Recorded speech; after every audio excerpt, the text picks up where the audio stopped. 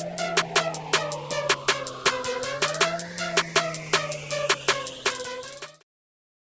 semua, selamat pagi anak ibu. Jumpa lagi kembali kita di tema 4, hidup bersih dan sehat. Subtema 2, hidup bersih dan sehat di sekolah. Nah, semua warga sekolah bertanggung jawab menjaga kebersihan sekolah. Nah, yang dimaksud warga sekolah di sini adalah itu siswa-siswi, murid-murid, karyawan sekolah, guru-guru. Nah, kepala sekolah itu adalah semuanya termasuk warga sekolah. Nah, semuanya harus bertanggung jawab untuk menjaga kebersihan sekolah. Nah, hidup dalam kebersamaan merupakan wujud dari persatuan. Nah, semua kita di sekolah, semua yang ada di sekolah itu disebut warga sekolah, seperti yang telah Ibu contohkan tadi, yaitu siswa atau murid-murid, guru-guru, karyawan sekolah, dan juga termasuk kepala sekolah, juga petugas sekolah. Itu juga semuanya termasuk adalah warga sekolah yang bertanggung jawab untuk menjaga kebersihan di sekolah. Nah, itu adalah merupakan wujud dari persatuan.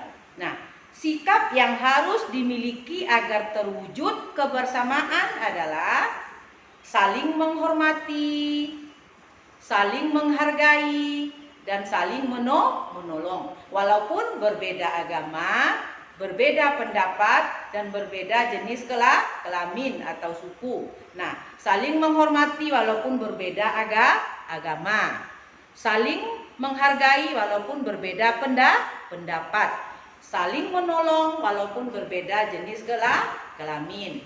Misalnya atau suku, jenis kelamin misalnya kita laki-laki dan perempuan itu berbeda jenis kelamin, tetapi kita harus saling tolong menolong. Berbeda suku, contohnya itu misalnya suku kita ada yang suku Tionghoa dalam kelas, ada yang suku Batak, ada yang suku Melayu. Nah, itu kita harus saling tolong menolong. Nah, saling menghargai walaupun berbeda pendapat kita dengan pendapat teman kita tidak sama, kita harus saling menghargai dan saling menghormati walaupun berbeda agama.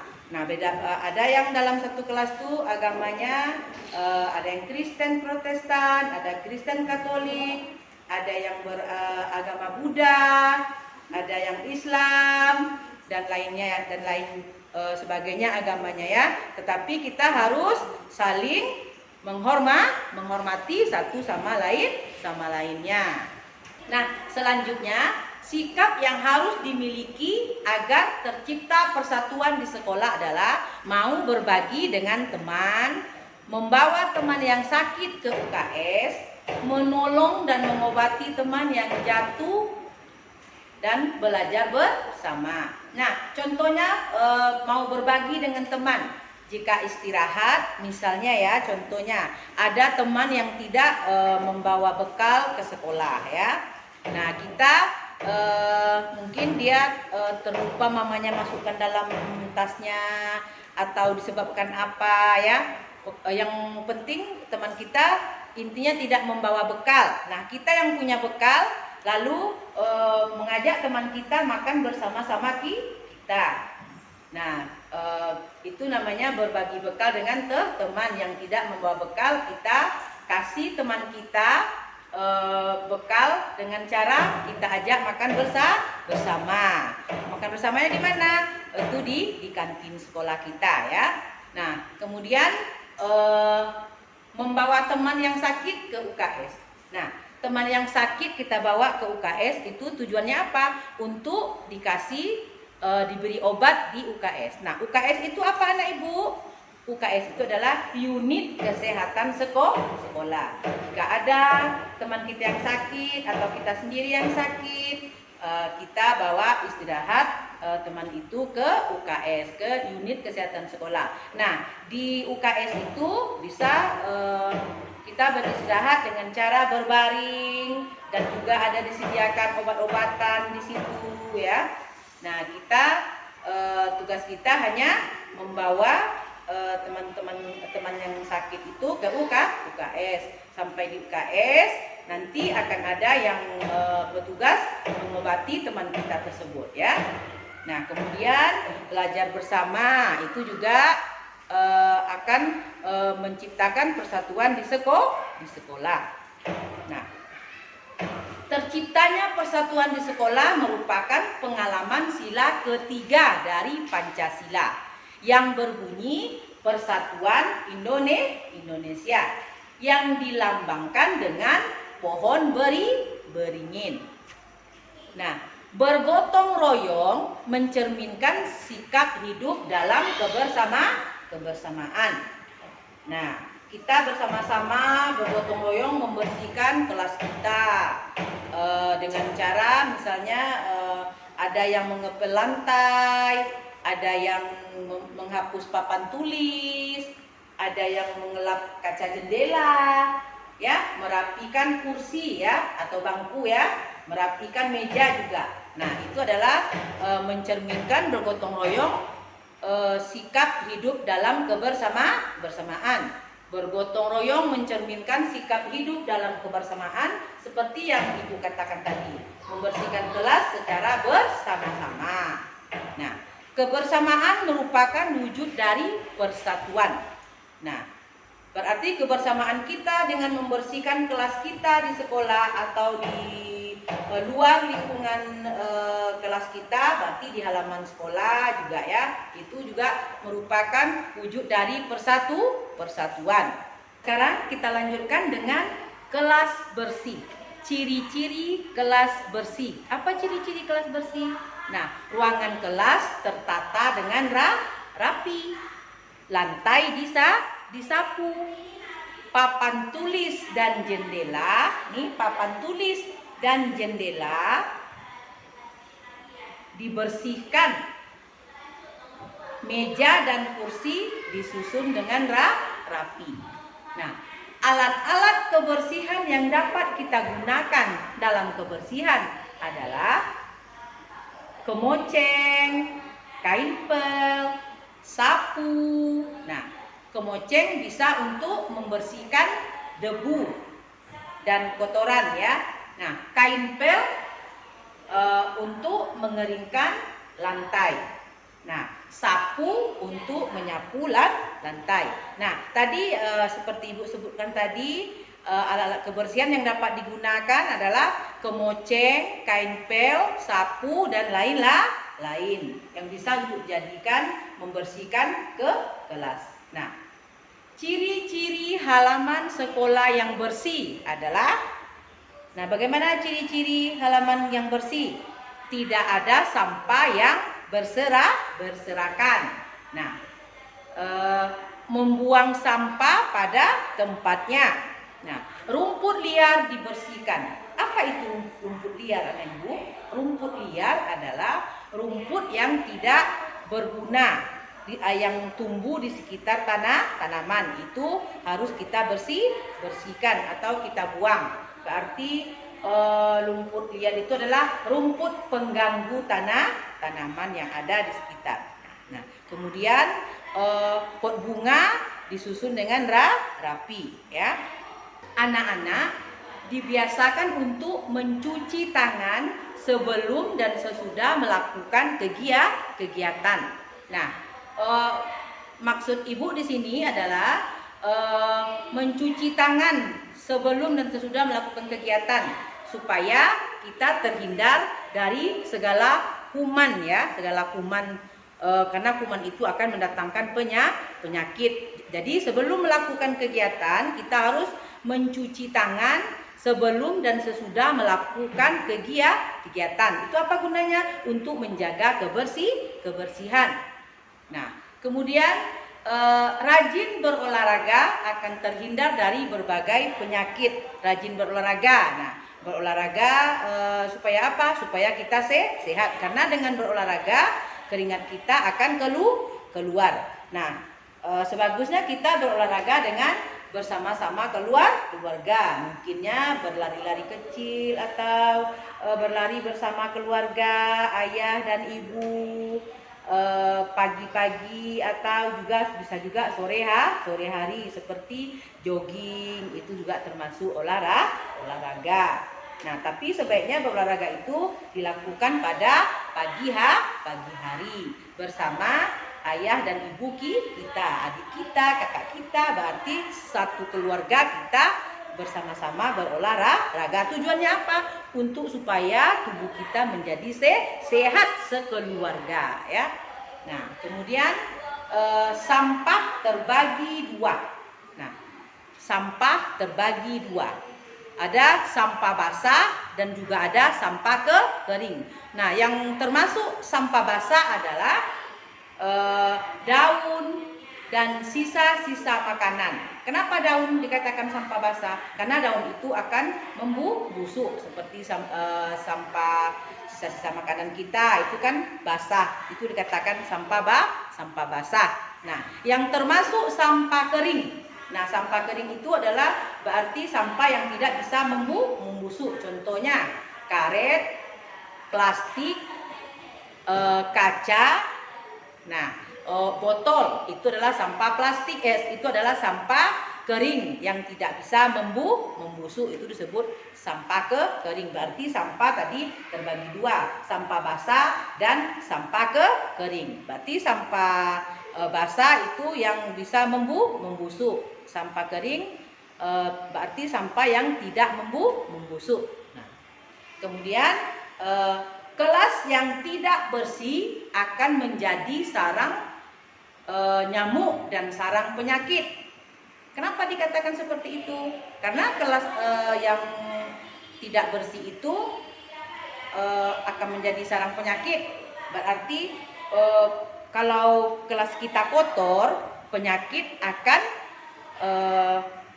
bersarang di kelas kita, dan nyamuk-nyamuk juga akan bersarang di kelas kita, membuat kita satu kelas tentu tidak sehat. Kemudian debu dan sampah mengandung kuman. Debu dan sampah itu adalah mengandung kuman. Jadi kuman itu adalah sejenis hewan kecil yang dapat menimbulkan penyakit. Untuk itu kita jaga kebersihan kita. Dimanapun kita berada, kita harus hidup sehat, jaga kebersihan. Nah, bagaimana caranya? Berarti kita bersatu bersama-sama menjaga kebersihan. Baik itu di rumah kita, di lingkungan kita, dan di sekolah kita. Selanjutnya, macam-macam penyakit yang dapat menyerang penghuni kelas yang kotor adalah bisa terjadi batuk, flu, demam berdarah, demam malaria. Nah, itu akibat dari kelas yang kotor. Nah, demam berdarah, yang dikatakan demam berdarah yaitu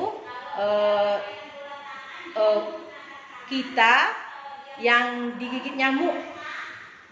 Bisa juga dari malaria, juga gigitannya nyamuk. Nah, demam berdarah itu terjadinya sakit demam berdarah adalah atas gigitan nyamuk yang disebut itu Aedes aegypti.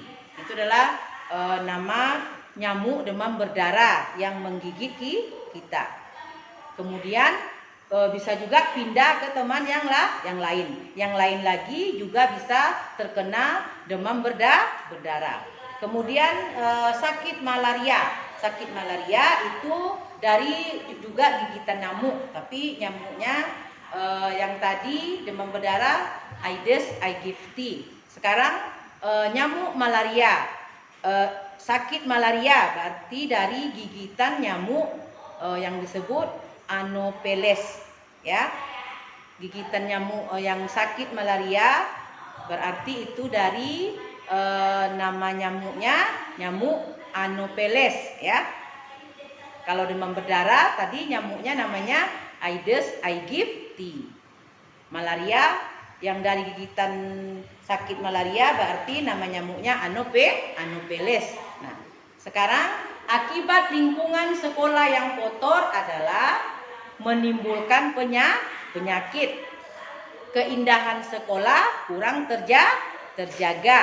Nah, seharusnya kita malu jika lingkungan sekolah kita kotor.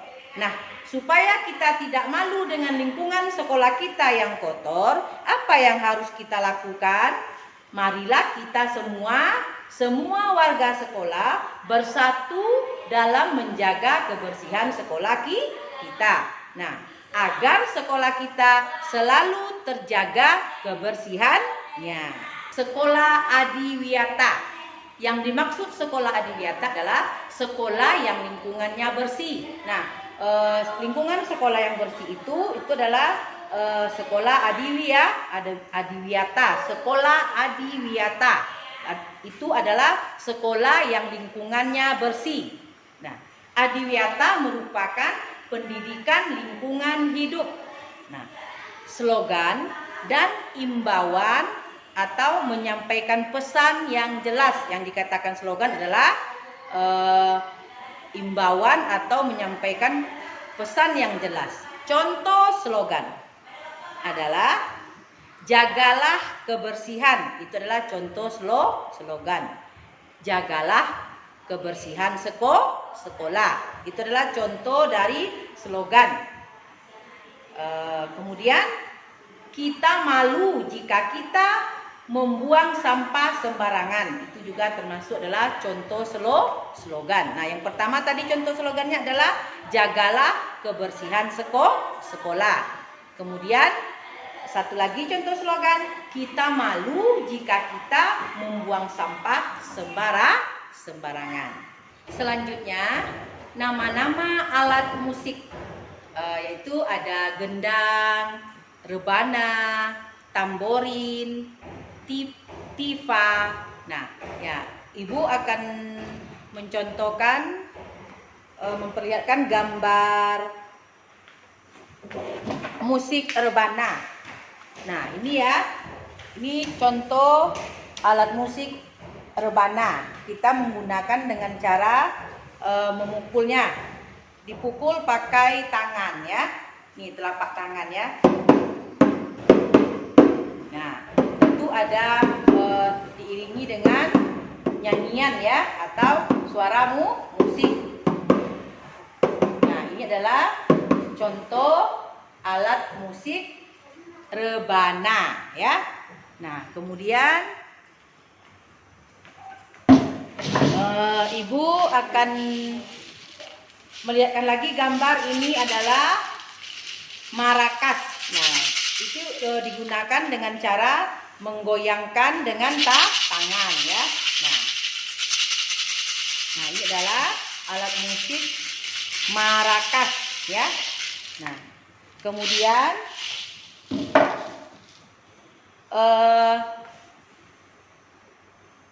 Ibu akan menunjukkan gambar gendang karena kita tidak punya alat musik gendang secara langsung diperlihatkan. Nah, ini digambar di papan tulis ya. Nih, gendang. Inilah alat musik gendang. Cara menggunakan gendang ini adalah dengan menggunakan kedua telapak tangan kiri dan kanan dipukul. Nah, itu namanya menggunakan alat musik gendang, dipukul dengan telapak tangan kiri dan kanan. Nah, kemudian ini alat musik tifa. Nah, alat musik tifa ini itu digunakan dengan menggunakan kedua telapak tangan secara bergantian. Nah, pukul dulu kiri kanan ya. Kita menggunakan telapak tangan kita kiri kanan secara bergantian. Itu namanya tifa. Kemudian ini alat musik tamborin.